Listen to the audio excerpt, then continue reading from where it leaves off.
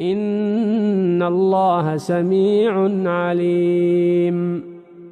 فمن خاف من موص جنفا أو إثما فأصلح بينهم فلا إثم عليه إن الله غفور رحيم. يا أيها الذين آمنوا كتب عليكم الصيام كما كتب على الذين من قبلكم لعلكم تتقون.